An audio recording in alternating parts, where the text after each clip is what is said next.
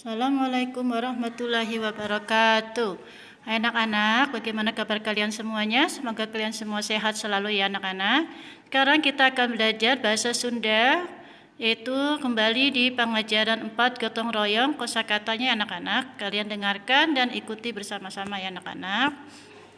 Nah, yang pertama,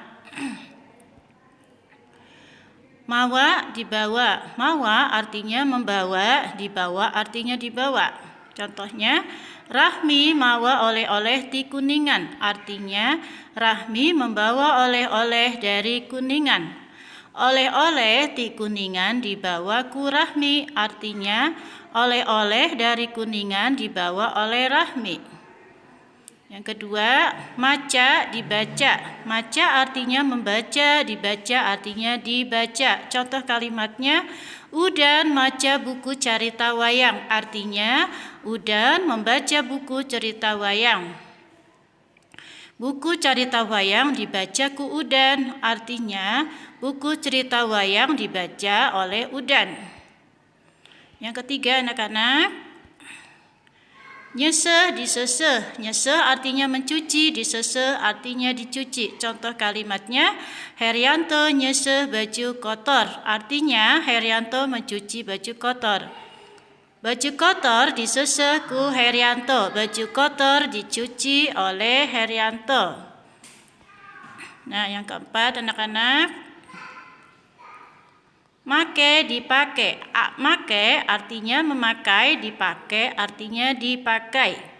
Contohnya, Hesti make sepatu olahraga.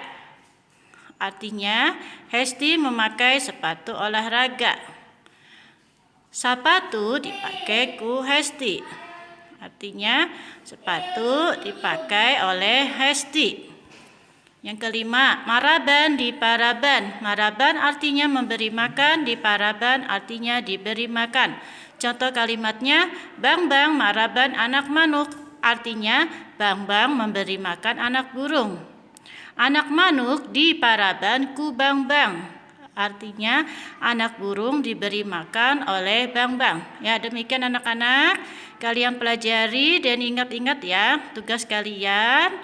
Ada di buku paket, ya, buku paket bahasa Sunda, halaman 47, nomor 1 sampai nomor 5.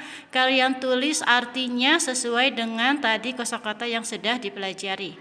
Demikian anak-anak, semangat belajarnya ya, tetap semangat. Wassalamualaikum warahmatullahi wabarakatuh.